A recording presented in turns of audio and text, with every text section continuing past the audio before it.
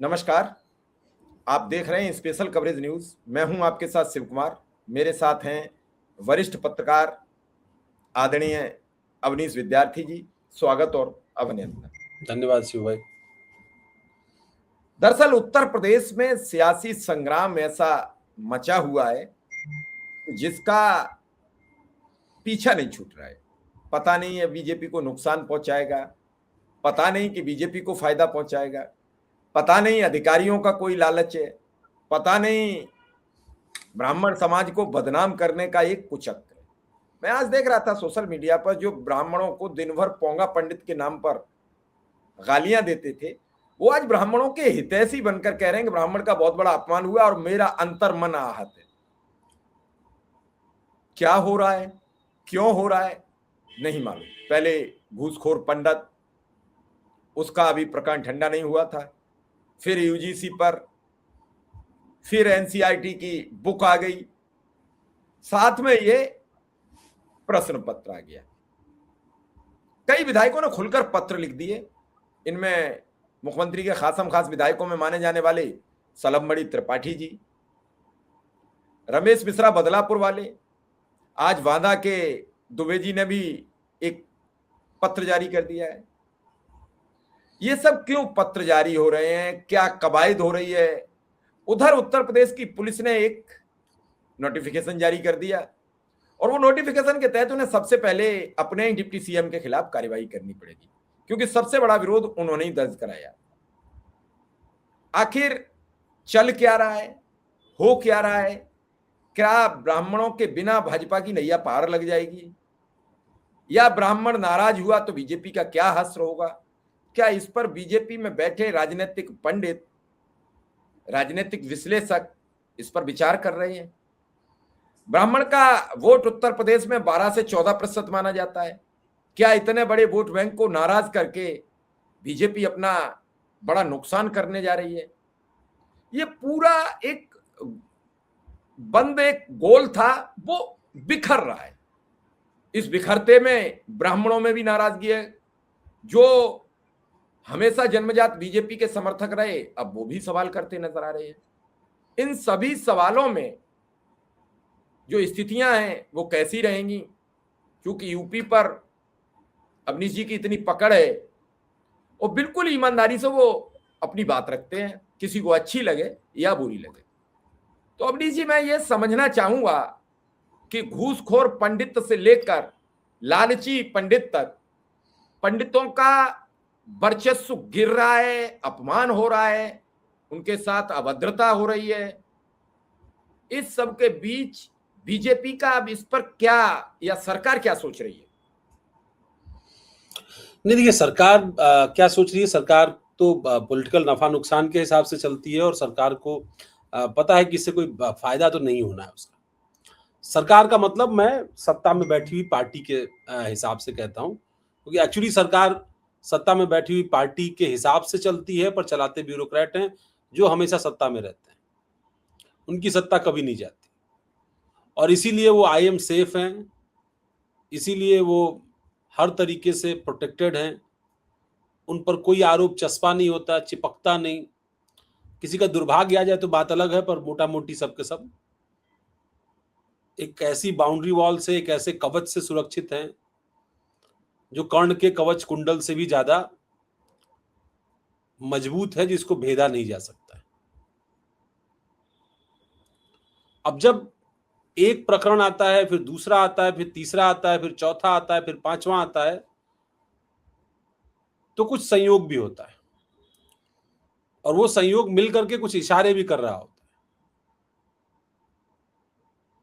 तो इतने सारे प्रकरण आए तो मैं ये नहीं मानूंगा कि कोई प्लान हो सकता है, ये लगेगा कि ये संयोग हो सकता है। पर आखिरी यानी चुनावी साल में अगर उत्तर प्रदेश में एक कम्युनिटी को लेकर के बैक टू बैक नैरेटिव गढ़े जाएंगे तो वो नैरेटिव आपको बाउंस बैक करेंगे, ये तय है, कोई रोक नहीं सकता उसको। आप कैसे इसको बचाएंगे, किस तरीके से इससे अपने आप को, इसकी आंच, इसकी जो आग है उसकी आंच से कैसे आप बचेंगे, इसके लिए कुछ कदम उठाए जाने जरूरी थे, जो बीते दिनों भी नहीं उठाए गए और अब भी उनको बहुत हल्के में लिया जा रहा है। क्योंकि सत्ता में बैठे हुए लोगों को ये लगता है कि कुछ चीजों को लेकर के, मसलन हिंदुत्व को लेकर के, मसलन राम मंदिर को लेकर के, काशी विश्वनाथ को लेकर के, मथुरा को लेकर के, या जो धार्मिक पर्यटन हो रहा है उसको लेकर के, या मुस्लिम से जो एक टसन डेवलप हुई, खासतौर पर सांप्रदायिकता जो एक मुद्दा बना, उस सांप्रदायिकता से टकराव करने के लिए अंततः जो ब्राह्मण वर्ग है वो सत्ता पक्ष के साथ आकर के मतदान कर देगा, नाराजगी चाहे जैसी भी। और ये हुआ है 2014 से अब तक ये सिलसिला देखने को मिला है कि ब्राह्मण वर्ग ने लगभग 80-90% तक सत्ता में बैठी हुई बीजेपी को लगातार वोट किया। अब कुछ वर्ग नाराज हो गए, कुछ एक नैरेटिव बिगड़ गए, तो 2024 में सत्ता में बैठी हुई पार्टी 63 से 32 पर आ गई। जब कहा गया कि ये जो आरक्षण का नैरेटिव था ये तो मनगढ़ंत था, ये तो काल्पनिक था, ये तो क्षणिक तौर पर विपक्ष ने रखा और इसका फायदा उठा लिया,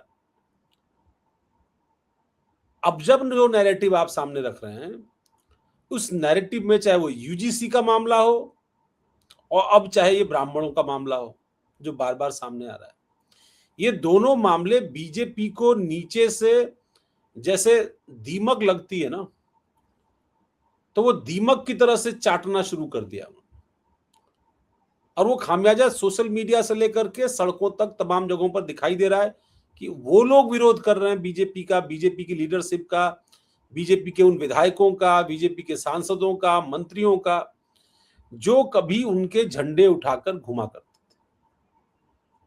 यूजीसी के मुद्दे पर पूरा सवर्ण समुदाय एकजुट हुआ और आगे आया, सरकार को बैकफुट पर आना पड़ा। और आप सोचिए कितना स्वस्फूर्त सब कुछ हुआ, इसमें कोई विधायक, सांसद, सत्ता, विपक्ष कोई भी नेतृत्व नहीं कर रहा था, लेकिन एक आवाज उठी सोशल मीडिया पर, ग्राउंड पर एक नैरेटिव डेवलप हुआ, प्रदर्शन हुए, धरना हुआ, तमाम सारी चीजें हुई और आपको फैसले के, चूंकि फैसला तो कोर्ट से हुआ, लेकिन आपको एक तरीके से सरेंडर मुद्रा में आना पड़ा, आप कुछ नहीं कर पाए।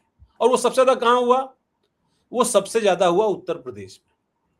अब एक तरफ ये चीज है, दूसरी तरफ क्या हो गया? अब आपने क्या किया, पहले 23 दिसंबर 2025 को ब्राह्मणों की हुई बैठक का एक नैरेटिव बना और कहा गया कि भाई हम जातिवादी नहीं है, आप ये जो बैठक कर रहे हैं जातिवादी बैठक। 25 दिसंबर 2025 को आपने क्या किया, 3 ब्राह्मण प्रतीक पुरुष जिन्होंने बीजेपी की स्थापना की, जनसंघ की स्थापना की, उनको आपने एक मूर्ति उनकी बना करके प्रेरणा स्थल, इसका उद्घाटन लखनऊ में किया और आपको लगा कि आपने ब्राह्मण वर्ग को संतुष्ट कर दिया। राजनीति में आपको 2 बात समझनी पड़ेगी, अच्छे काम आप करते रहिए, ये आपको करना पड़ेगा, पर जो गलत चीजें हैं ना उनको काउंटर करना सबसे इंपॉर्टेंट। राम मंदिर जब तक आंदोलन था, जब तक उसकी संघर्ष गाथा लिखी जा रही थी, जब तक उसमें संघर्ष चल रहा था, वो मुद्दा था। लेकिन एक बार राम मंदिर बन गया तो वो मुद्दा खत्म हो गया, अब आपको नया मुद्दा तलाशना पड़ेगा। उसी अयोध्या से बीजेपी को चुनाव हारना पड़ गया, उसी जगह पर जहां पर अब तक बीजेपी नहीं हार रही थी वहां बीजेपी चुनाव हार गई। अब आप सोचिए, और उसी अयोध्या से वो नैरेटिव आरक्षण का निकला जिसने पूरे उत्तर प्रदेश में सीटें आधी कर दी बीजेपी की। तो इसी तरीके से आपको इस यूजीसी और ब्राह्मण के मुद्दे को भी लेके चलना, ये दोनों अलग करके मुद्दा नहीं है, आपको ये समझना पड़ेगा। अब एक प्रश्न पत्र में अगर इस तरीके का, और एक ही सेट में नहीं आया है, अलग अलग सेट्स में यही क्वेश्चन आया है, और इस क्वेश्चन में कहीं पर ब्राह्मण वाला ऑप्शन पहला ऑप्शन है, कहीं पर तीसरा ऑप्शन, पर ये ऑप्शन है, क्वेश्चन वही है। तो आपने वो प्रश्न रखा, अब आप कह रहे हो भाई हम तो ये सेट नहीं करते, ये सेट करता है कोई इंटेलेक्चुअल कमेटी है जो इसको तय करती है और वो क्वेश्चन करती है। मतलब क्या खोखली है, दिवालिया है, मानसिक रूप से दिवालियापन साबित है आपके दिमाग के अंदर? आपको प्रश्न नहीं मिल रहा है क्या? और किन इंटेलेक्चुअल्स को आपने बिठा रखा है, किस तरह की कंपनियों को हायर कर रखा है, किस तरह के लोग सिस्टम में बैठ रहे हैं। और ये कोई सिर्फ संयोग नहीं है, एक अलग तरह का प्रयोग है। कुछ ऐसे लोग व्यवस्था में टॉप टू बॉटम बैठे हैं जो जाति आधार पर ब्राह्मण से नफरत करते हैं, बहुत साफ साफ बात मैं कह रहा हूं। और ये बात सिर्फ उत्तर प्रदेश की नहीं है, ये दिल्ली से उत्तर प्रदेश की। अगर सिर्फ उत्तर प्रदेश की होती तो गलतियां सिर्फ उत्तर प्रदेश में हो रही होती, और अगर गलतियां दिल्ली में भी हो रही हैं और उत्तर प्रदेश में भी हो रही हैं तो आपको टॉप टू बॉटम कुछ तो दिखाई पड़ेगा, कुछ तो गड़बड़ है। और क्या गड़बड़ है? आप एनसीईआरटी की किताब में ब्राह्मण को एक तरीके का मुखबिर बता देते हो। आप कहते हो कि ब्राह्मणों ने ब्रिटिशर्स को इसलिए बुलाया ताकि आप, और कहा कि आप आइए और हमारी संस्कृति की रक्षा करिए। कहां से पढ़ लिया भाई? किससे पढ़ लिया? फिर आप खेद व्यक्त कर रहे हैं। पर ये छपने से पहले आपको क्यों नहीं पता था? इसका जवाब आपके पास पहले क्यों नहीं था? आपकी पूरी टीम क्या मेहंदी लगा करके सो रही थी? तो एक तरफ आपने वो किया, फिर आपने घूसखोर पंडित ला दिया, ठीक है, और फिर क्या किया? अब यहां आइए, यहां आप सिलसिलेवार तरीके से गलतियां कर रहे हैं। चाहे वो बटुकों का विषय रहा, चाहे उसके 1 महीने बाद डिप्टी सीएम ने उस मुद्दे को फिर से सुलगाने की कोशिश की। अब सुलगाया तो अंजाम तक पहुंचा देते, और सुलगाया अंजाम तक नहीं पहुंचाया। माफी मांग लेते शंकराचार्य से, माफी मांग लेते, क्या जरूरत थी? आगे क्या हुआ? फिर ये सिलसिला चल रहा है। नहीं, मैं कहता हूं ना माफी मांगो भाई, बात खत्म हो गई थी ना, तो नए सिरे से बात शुरू क्यों कर दी? आप भी चाहते हो कि मुद्दा सुलझा रहे, फिर इससे हटिए। इससे हटने के बाद अब ये प्रश्न पत्र का भी बात, और मैं फिर कह रहा हूं ये सिलसिला यही नहीं रुकेगा, ये सिलसिला चलता रहेगा, क्योंकि आप उस तरह की विचारधारा के कई सारे लोगों को सिस्टम में ला चुके हैं जो जातीयवाद के मानसिकता से ग्रस्त हैं, जो ब्राह्मण को ब्राह्मणवाद के नाम का मुर्दाबाद और उसके लिए बुरी बुरे शब्द का इस्तेमाल कर करके उनको ये लगता है कि इससे उन्होंने एक सामाजिक न्याय की एक कोई ढांचा खड़ा कर दिया, सामाजिक न्याय की कोई बहुत बड़ी उपलब्धि हासिल कर ली। सामाजिक न्याय किसी एक जाति के उत्थान से नहीं होने वाला है, सामाजिक न्याय समग्र जातियों के समुत्थान से होने वाला है। सबका एक साथ जब उत्थान होगा, सबको एक साथ ताकत मिलेगी, तब होगा। और फिर रिएक्शंस किस तरीके के? अब जिन विधायक जी लोगों ने चिट्ठी लिखी, स्टेटमेंट दिए, बयान दिया, डिप्टी सीएम और पूर्व डिप्टी सीएम ने भी बहुत प्रबलता के साथ लिख करके दे दिया, और आपने सही कहा। अब यूपी पुलिस को इस तरह के किसी पोस्टर, अगर ये फेक था तो आपको कहना चाहिए था ये फेक है, पर इस तरह का पोस्टर तो मतलब मेरे गले नहीं उतरा, मुझे ऐसा ही लगा कि वो फेक है। मैं सच बता रहा हूं आपको, अभी भी मुझे लगता है कि वो फेक है।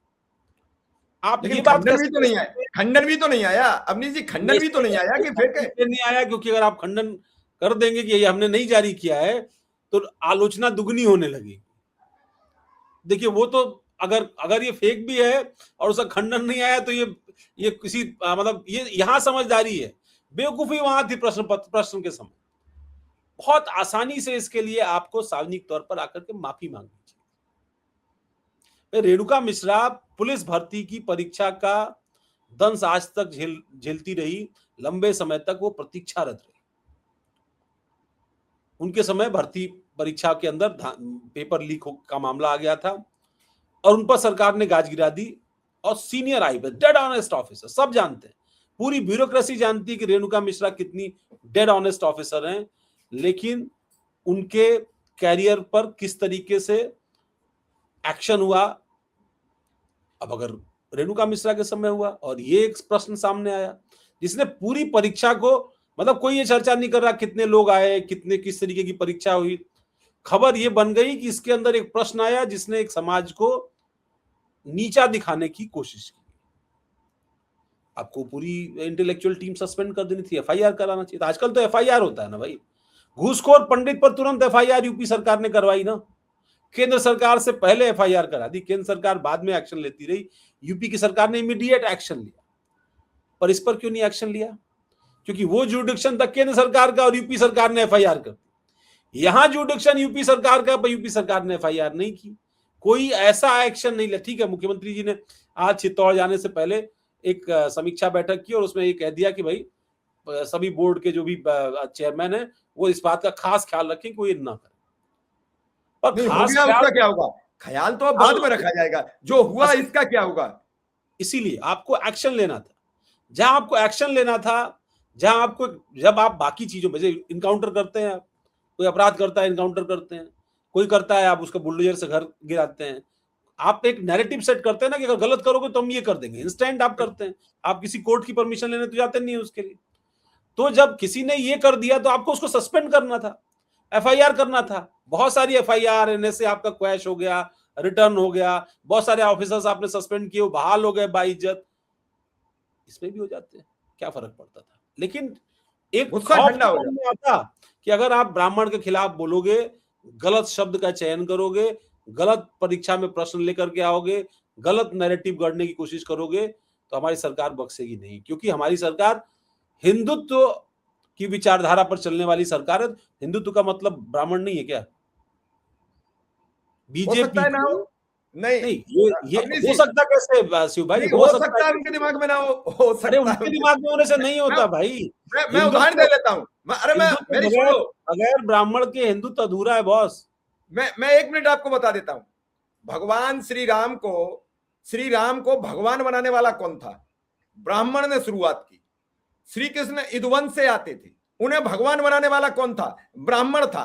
गौतम बुद्ध को भगवान बनाने वाला कौन था? ब्राह्मण था।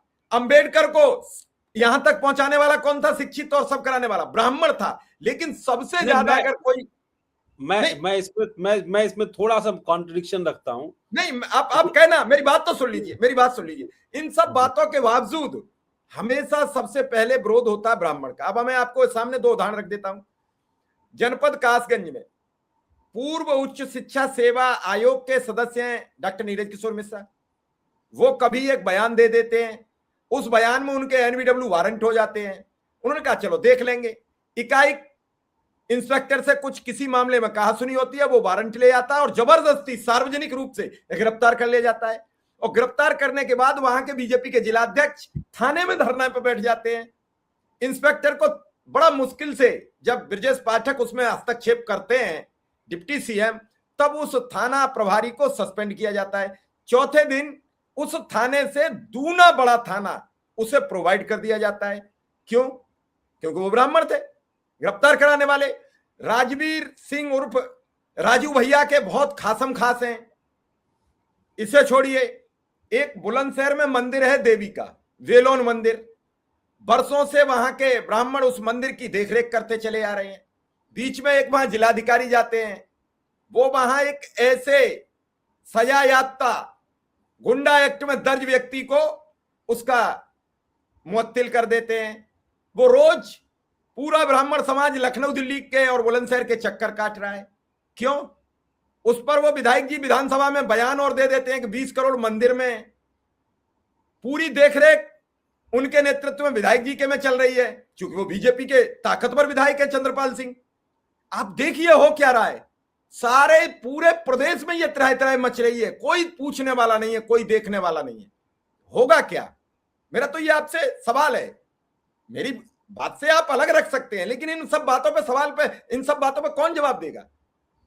नहीं, जो आपने घटनाएं बताई हैं, कुछ घटनाओं के बारे में जानता हूं, कुछ के बारे में मेरी जानकारी नहीं है, लेकिन जिनके बारे में जानकारी है, देखिए जहां पर ये गड़बड़ है या जहां ये पक्षपात है, या जो इसी पक्षपात या इसी तरह के निर्णयों ने तो सरकार का परसेप्शन बदला ना। मैं तो यही बात आपको पूरी कर रहा था कि हिंदुत्व जो है ना, वो हिंदुत्व किसी एक से नहीं है, पर किसी हिंदुत्व किसी एक के बगैर भी नहीं है। बिल्कुल, मतलब किसी एक से भी नहीं है और किसी एक को छोड़ के भी नहीं है।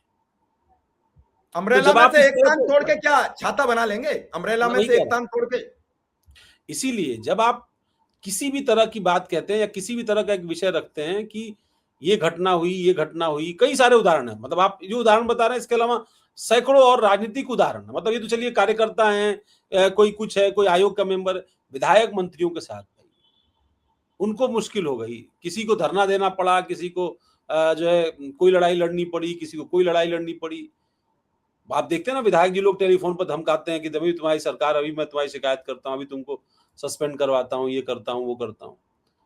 तो ये बात बिल्कुल सही है कि प्रशासन शासन में नौकरशाही ने जो रूप अख्तियार किया, दरअसल क्या हुआ कि भ्रष्टाचार, नेता भ्रष्ट है, भ्रष्ट लोग विधायक सांसद बनते हैं, ये जो नैरेटिव गढ़ा गया तो कुछ लोगों को इस बात की छूट मिल गई कि वो इन पर लगाम कस ले, लेकिन ब्यूरोक्रेसी को छोड़िए, काम तो ब्यूरोक्रेसी से आपको लेना है।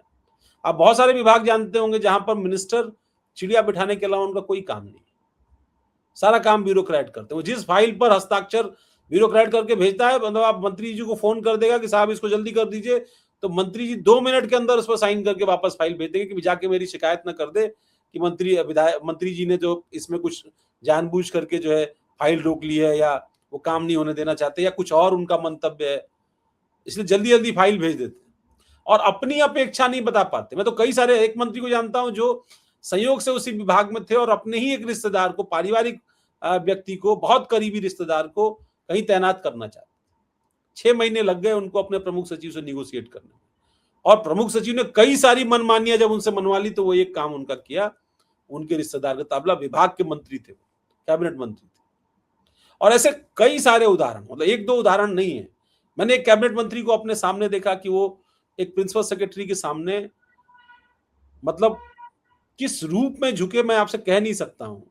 बिल्कुल। और उन्होंने कहा क्या, उन्होंने कहा कि भरोसा नहीं है आजकल हमारे यहाँ, जाने कब जो प्रमुख सचिव साहब हैं रिटायर हो या वीआरएस ले लें, हमारे यहाँ चुनाव लड़के कैबिनेट मंत्री हो जाए, मुख्यमंत्री डिप्टी सीएम हो जाए, हमारे प्रदेश अध्यक्ष हो जाए, तो वो शिष्टाचार का पालन हमारे साथ करते रहेंगे, इसलिए मैं वो भी शिष्टाचार का पालन कर रहा हूं। आप सोचिए, मतलब आप कहां कहां की कल्पना कर करके बैठे हुए हैं। ये एक राजनीति है। मैं जिस चीज से इत्तेफाक नहीं कर रहा था वो चीज ये थी कि किसी को भगवान समाज बनाता है। जो राम जी हो, कृष्ण भगवान हो, गौतम बुद्ध हो, समाज ने उनको भगवान बनाया। और फिर वही चीज है कि मैंने कहा ना कि आप किसी एक को निकाल कर करके 108 माला, अगर 108 की माला है रुद्राक्ष की या किसी चीज की, तुलसी की, उसमें से एक आप निकाल देंगे ना तो वो बात पूरी नहीं होती। वैसे ही हिंदुत्व में, मैं सिर्फ अभी बीजेपी की ही बात कर रहा हूं, अभी आप छोड़ दीजिए कि मतलब सबकी बात की जाए, सारी चीजें बात, तो मैं सिर्फ बीजेपी की बात।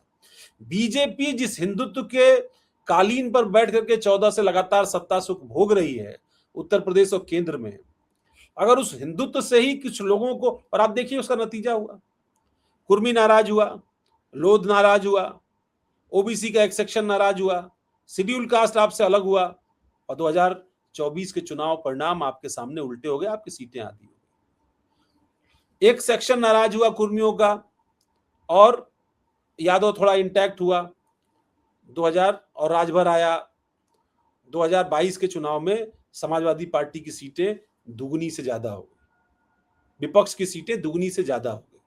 वो सत्ता में नहीं आए, पर आप वो ग्राफ देखिए ना, आप अखिलेश यादव का या बीजेपी समाजवादी पार्टी का ग्राफ देखिए, वो ग्राफ क्यों बढ़ा होगा?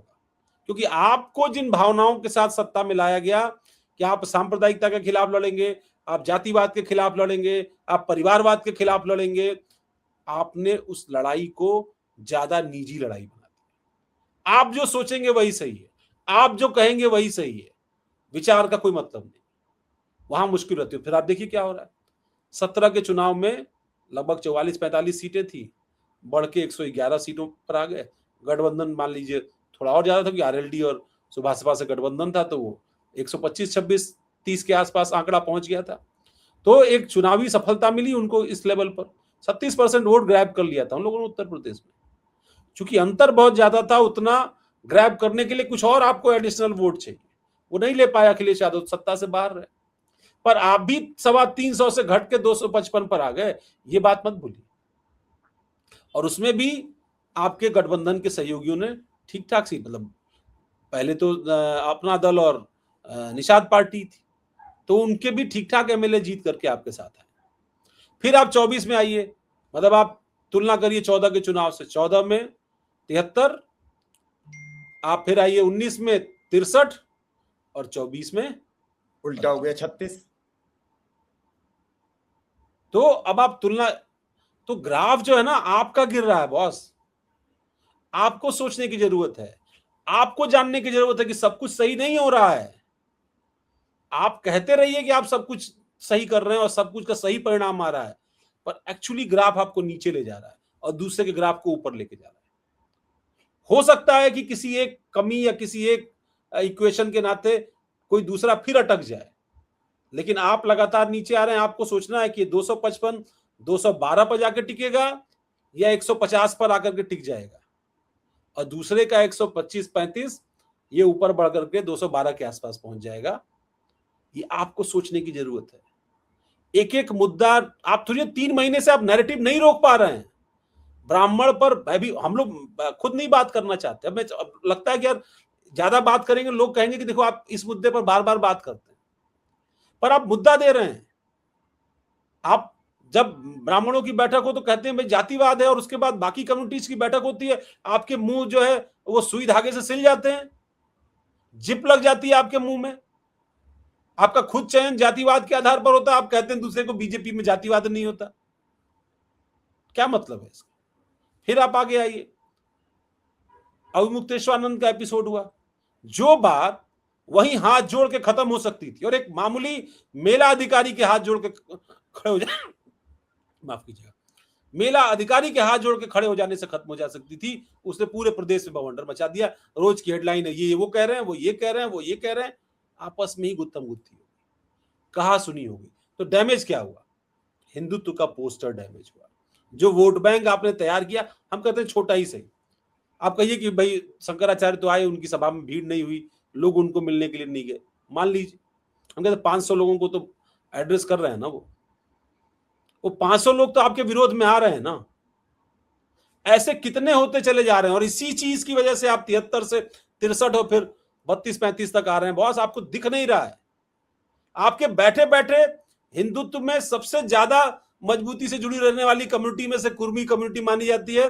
कुर्मी आपसे छिटक छिटक करके दूसरी पार्टी में जाकर स्थापित हो गया। आपको प्रदेश अध्यक्ष बनाना पड़ा है कुर्मी समाज से, और आप श्योर नहीं है कि वो कुर्मियों का वोट लेकर के आ पाएंगे। ऐसे लोध में देख लीजिए, कल्याण सिंह गए, आपने कल्याण सिंह आपसे नाराज भी रहे, आपके साथ भी रहे, हिंदुत्व के बड़े पोस्टर वो आए थे, लेकिन उनके जाते ही से लोध वोट बिखर गया। आपके पास भी है, तो विपक्ष के पास भी है। आपको पता नहीं चल रहा है। मायावती जी को आप देखिए ना, इतनी बड़ी लीडर, पर क्या सारा शेड्यूल कास्ट वोट उनके साथ है? 50% पर ही उनका एकाधिकार है। 50% उनसे अलग कभी समाजवादी पार्टी के साथ जाता है, कभी बीजेपी के साथ जाता है। लोकसभा चुनाव में वो समाजवादी पार्टी के साथ। आपको ये सोचने की जरूरत है कि हमको हिंदुत्व कैसे इंटैक्ट रखना है। ब्राह्मण को गाली दे करके, कुर्मी को गाली दे करके, किसी दलित को गाली दे करके इंटैक्ट रखना है, या सबको जोड़ के रखना है, माफी मांग के रखना है? सियासत का ये वो दौर नहीं है जहां आप किसी से जोर जबरदस्ती करेंगे। हर कोई अपनी भावनाएं लेकर के आया है। यूजीसी ने आपको दिखाया है, आपको आईना दिखाया है कि जो लोग आपके लिए ट्रोलिंग करते थे वो आपके खिलाफ ट्रोलिंग कर रहे हैं, आपके खिलाफ बोल रहे हैं, आपको सत्ता से पदच्युत करने की कोशिश कर रहे हैं। लगातार वो नैरेटिव बढ़ रहे हैं। आपको उनके घरों पर पुलिस भेजनी पड़ रही है उनको घरों में बिठाए रखने के लिए, उनकी आवाज बहुत तेज हो चुकी है। आपकी भी मदद उसमें थी, लेकिन आज वो उल्टी है, क्योंकि उनको लगता है कि आप जो कर रहे हैं ना, या जो आप सोच रहे हैं, वो कल उनके बच्चों के खिलाफ जाएगा, उनके खिलाफ जाएगा। आप सोचिए, जो अपने बच्चों के खिलाफ जाने से बिलक करके इकट्ठे हो गए और आपको पता ही नहीं चला, वो ब्राह्मण ठाकुर नहीं कर रहे हैं। वो इकट्ठे हो गए आपके खिलाफ लड़ने के लिए। जो सबसे लोकप्रिय नेता थे उनकी मुर्दाबाद करने लगे। टाइम लगेगा। जब अपनी जाति पर, अपने धर्म पर बात आ जाएगी तो वो फिर आपको छोड़ देंगे और भूल जाइए। मैं तो पहले ये सोचता था, मुझे भी लगता था कि यार यहां से नाराज होंगे, जाएंगे कहां? सब चले जाएंगे। मुझे लगता है कि नहीं, ठीक है, कहीं चले जाएंगे उस वक्त, ऐसा लगता है लोगों को। और बहुत बार उदाहरण ऐसे आए कि लोगों ने कहा कि नहीं ठीक है, आपको तो नहीं मदद करेंगे, किसी को मदद कर दो, घर बैठे रहेंगे लेकिन आपकी नहीं करेंगे, घर बैठे रहेंगे आपकी नहीं करेंगे। गोरखपुर में देखा, गोरखपुर में शिव प्रताप शुक्ला जी जो इस वक्त तेलंगाना के राज्यपाल हैं, वो वहां पर मंत्री थे और विधायक थे। टिकट जो है वो तय होना था मेयर का। मेयर का टिकट वहां की जन भावना का ख्याल रख के नहीं हुआ। योगी जी और मंदिर भी नाराज था। गोरखपुर की जनता ने, कुछ लोगों ने स्वस्फूर्त एक ट्रांसजेंडर को, अमरनाथ यादव उनका नाम था, अमरनाथ यादव और आशा देवी, उनको चुनाव में खड़ा कर दिया। अब आप सोचिए, Gorakhpur most fertile land for Hindutva, BJP का उम्मीदवार वहां बुरी तरीके से हार गया और अमरनाथ यादव और आशा देवी गोरखपुर की मेयर बन गई और वो 5 साल वहां की मेयर रही गोरखपुर शहर की। तो आदमी जब विकल्प तलाशता है तो उस विकल्प में फिर वो भूल जाता है कि उस विकल्प के साथ उसका किस तरह का, अरे बीएसपी को दिया वोट ना 2007 में, विकल्प बीएसपी को वोट देती थी क्या, कभी देता था क्या कभी ब्राह्मण, अपर कास्ट वोट देता था? लेकिन जब नेता खड़े हो गए तो आपको ब्राह्मण ठाकुर एक के बाद एक नेता, ये जितने आपको दिखाई पड़ते हैं, जयवीर सिंह ठाकुर, जयवीर सिंह, ये सब तो बीएसपी में थे। या इधर आपको दिखाई पड़ते हैं ब्रजेश पाठक और भी दूसरे नेता दिखाई पड़ते हैं जो बीजेपी में आ गए। बहुत सारे नेता तो बहुजन समाज पार्टी में थे, या एसपी सिंह बघेल, ये सारे नेता तो बहुजन समाज पार्टी में थे, वहां से निकल करके बीजेपी के अंदर आए। तो उस समय सब वहां इकट्ठे थे, वो कौन कहां इकट्ठा हो जाएगा आपको पता थोड़ा नहीं चलेगा। इसलिए ये बहुत जरूरी है कि इस तरह के भावुक मुद्दों पर आप कठोरता से ज्यादा भावनात्मक तरीके से सोचें, कि भावनात्मक तरीके से लोग सोचते हैं बार बार पंडित जी का अपमान क्यों हो रहा है, बार बार पंडित जी निशाने पर क्यों आ रहा है, ये आप नहीं सोच पा रहे हैं। आपको नहीं लग रहा है कि ऐसा क्यों बार बार हो रहा है, क्यों ब्राह्मण को भड़काया जा रहा है आपके खिलाफ, आपको नहीं पता चल रहा है, पर अब भड़काया जा रहा है, वो भड़क रहा है, और आप क्या करेंगे, लाल कपड़ा दिखा देंगे और भड़क जाओ।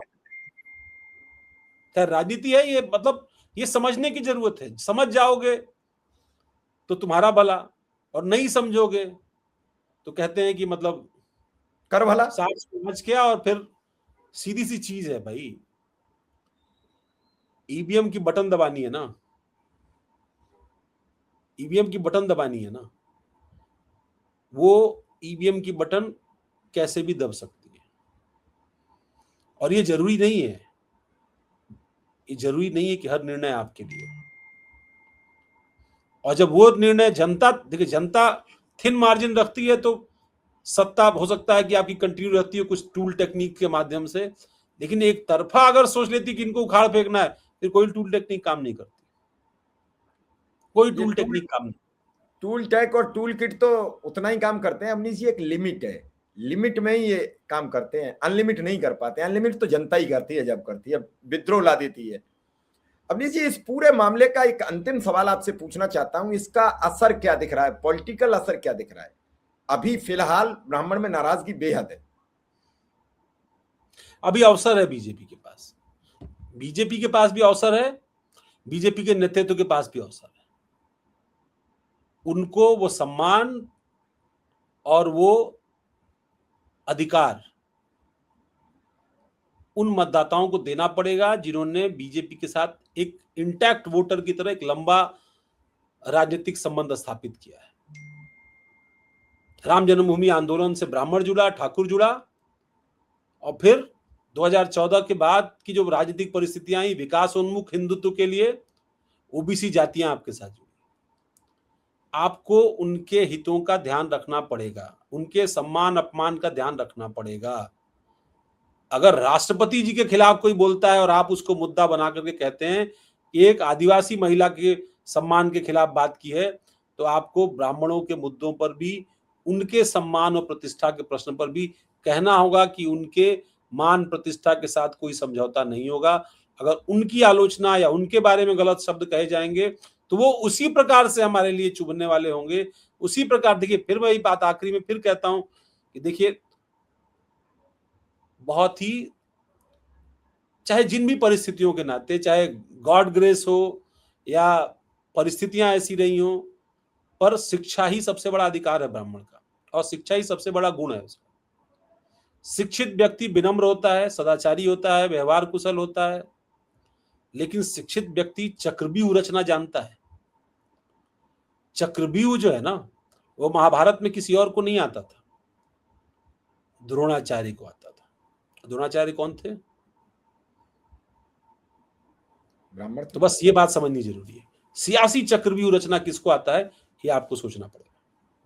नहीं, बड़ी बेहतरीन अंतिम लाइन जो आपने कहा कि ब्राह्मण चक्रव्यूह रचना चाहता है, और इस चक्रव्यूह से बचने के लिए बीजेपी को अभी वक्त है। तो फिलहाल आपने हमें समय दिया, इसके लिए आपका बहुत बहुत आभार। बहुत बहुत धन्यवाद। बहुत बहुत धन्यवाद, बहुत बहुत धन्यवाद।